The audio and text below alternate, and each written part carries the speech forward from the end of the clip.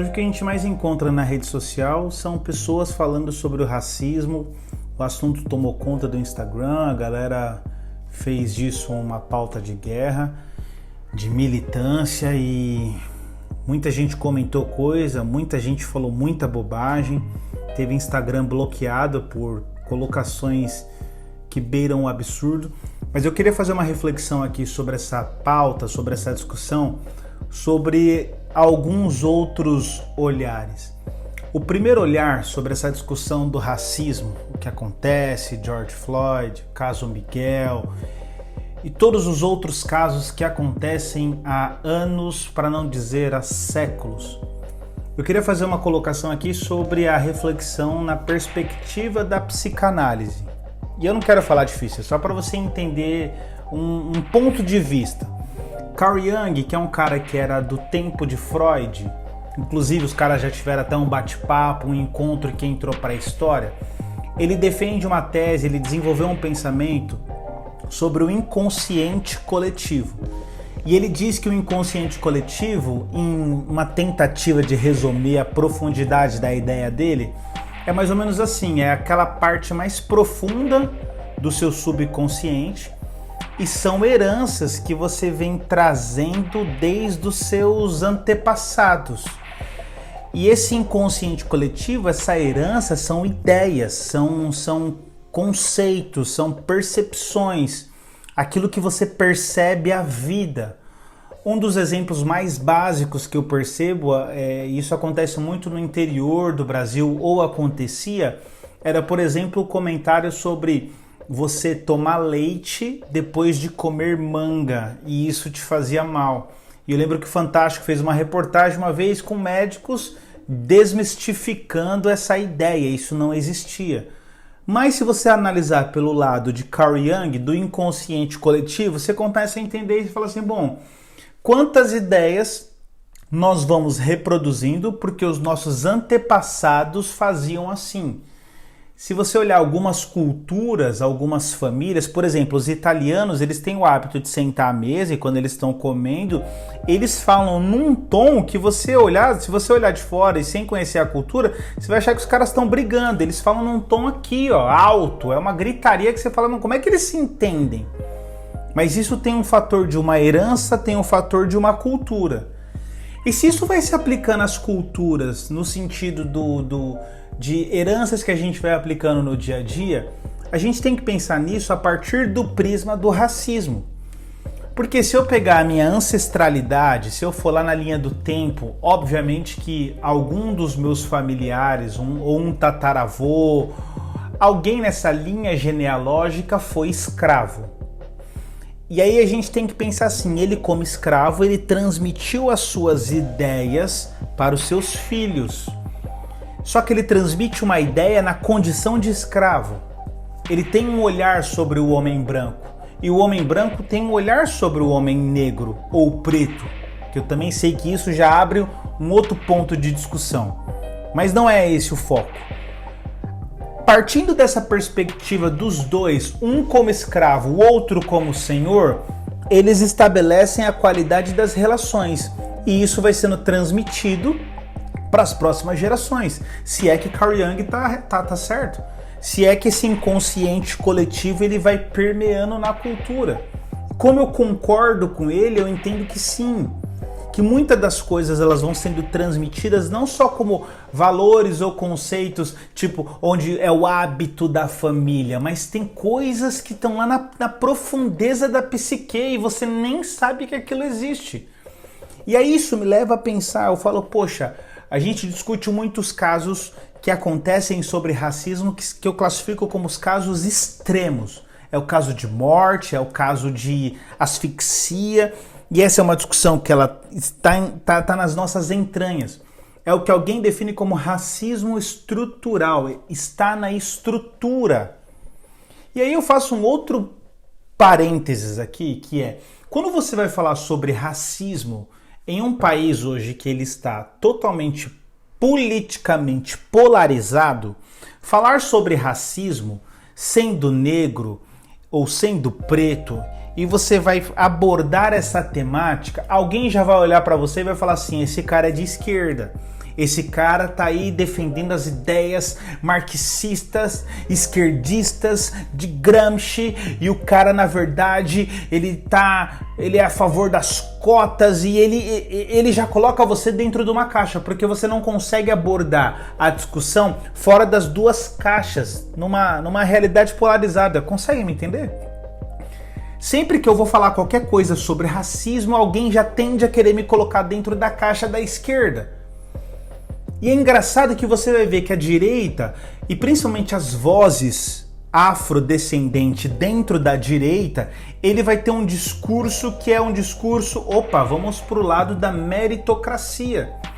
É como se a meritocracia ela resolvesse todos os problemas e a gente olhasse para a realidade do negro e falasse assim, cara, a escravidão passou, você é um homem livre, se eu cheguei onde eu cheguei, você pode chegar. E isso é parte da verdade. Porque isso quer anular todas as outras realidades, todo o inconsciente coletivo, ou também uma corrente filosófica que vai dizer todo o determinismo, que quer dizer que toda a realidade que você vive, ela também tem a interferência do seu passado, aonde você nasce, existe uma obviedade das coisas. Dependendo do lugar que você nasce, dependendo da cultura que você recebe, dependendo da condição, do estímulo que você tem, você tende a alcançar o ápice do seu potencial como ser humano ou atrofiar o ápice do seu potencial. É óbvio. O lugar que você nasce, as pessoas com quem você convive, a educação que você recebe, os livros que você tem acesso, o apontamento de direção que você tem para a vida, isso é determinante na vida de qualquer ser humano. É ilógico a gente querer olhar por um outro ângulo. E aí você para e começa a refletir que você tem o fator do inconsciente coletivo, essa mentalidade que ela foi construída ao longo dos anos. Você tem algum elemento ligado a esse determinismo, então o lugar onde você nasce, o determinismo, eu não estou dizendo que você nasceu ali, você está determinado e fadado a viver aquela vida de miséria. Não é isso. Estamos olhando por estatística e média. E aí vale um ponto de análise básico. Quando você tem a escravidão acabando no Brasil, entenda-me bem essas aspas, quando se assina o documento, você chega para o homem negro e você fala assim, olha, cara, você não é mais escravo, você é um homem livre a partir de agora. Agora você construa na sua mente, ele é um homem negro que trabalhou como escravo pela vida inteira, e agora ele está sendo mandado embora sem os seus direitos. Ele não tem um fundo de garantia. Ele está sendo mandado embora. Então ele trabalha numa fazenda, ele é mandado embora e ele faz o quê? Por quê? Para você ter um ponto de comparação, a Super Interessante publicou uma vez uma matéria que eu achei muito interessante. Super interessante. Que é países que adotaram uma outra medida sobre a escravidão. Então o homem negro assinou-se o processo da escravidão, ele é um homem livre, só que como lei o Estado faz uma sugestão aos seus donos para ter um equilíbrio. E eles propõem o seguinte, falam assim, olha, vocês que são donos dos escravos ou ex-donos, para vocês não perderem a mão de obra aí no trabalho de vocês e para esse homem negro não sair com uma mão na frente e outra atrás, eu sugiro que vocês o contratem como um funcionário, eles têm horas por trabalho e façam um contrato de 4 anos. Durante 4 anos eles trabalham para vocês, claro que agora num regime de leis trabalhistas, e eles conseguem com isso se capitalizar e dar um novo passo. E é isso que acontece em algumas regiões. O negro ele trabalha por 4 anos, se capitaliza, pega esse capital, compra uma casa, monta um negócio, torna-se um empreendedor, aplica de alguma forma, mas ele não sai naquela realidade também escravocrata. E aí você tem que olhar, no Brasil não aconteceu isso, então você teria os possíveis grandes centros, onde ali os negros trabalhavam, ou seja, nas fazendas, seja onde for. Acaba-se a escravidão e aí o cara fala assim, bom, eu tô com uma mão na frente e outra atrás, eu preciso no mínimo de uma moradia. Então o que eu faço? Eu vou achar madeira pela rua e vou montar um barraco. Eu vou montar o que dá para montar. E os negros começam a ocupar o que a gente chama de guetos, das partes periféricas. Porque quando você analisa o básico, você vai ter o centro e as partes periféricas, daí periferia. Eles estão nas partes periféricas, eles ocupam esse espaço, que é o espaço que eles podem ocupar. E isso aqui não é discurso tipo de coitadinho dos negros que... Não é isso, cara, é uma análise histórica básica para você conseguir ter um mínimo de coerência quando você emite uma opinião, quando você consegue expor um pensamento avaliando o todo. Porque se eles partem dessa realidade, imagine o que é comparado, por exemplo, ao incentivo da imigração europeia para o Brasil, comparado, incentivo, digo também por lei e financeiro, aporte do próprio governo, para famílias se estabelecerem em todas as regiões do país, em todas as regiões. Blumenau, onde você vê a influência europeia, você teve um aporte. E aí você tem um recurso. Você tem um cara que já vai com uma estrutura, você tem no inconsciente coletivo dele, ele já é uma raça superior, e você tem essa realidade nas periferias.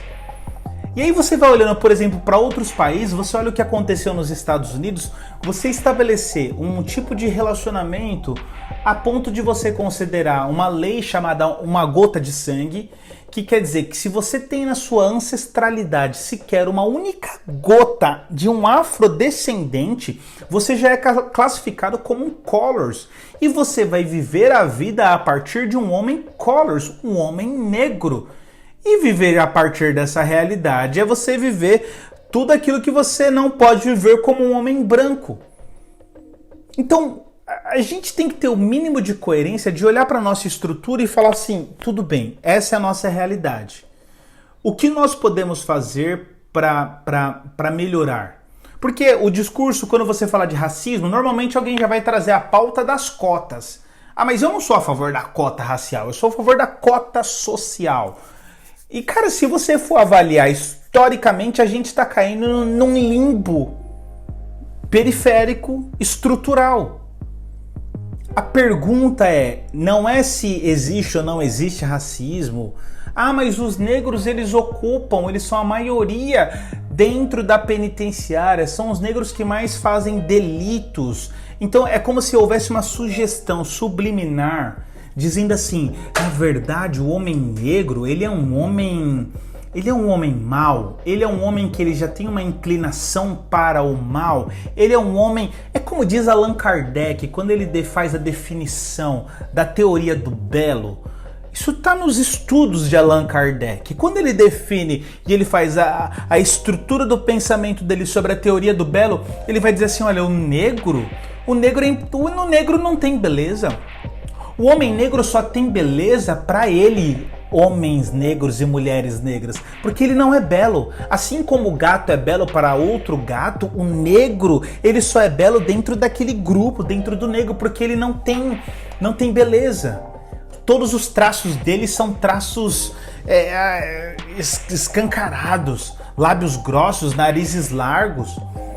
E aí você tem uma estrutura religiosa também desenvolvendo esse pensamento. A gente sabe que teve igrejas que sustentaram a ideia de que a marca que Caim recebeu na testa, na verdade não é que ele recebeu uma marca na testa, é que ele ficou negro. Ele recebe a maldição ali de Deus de ficar negro.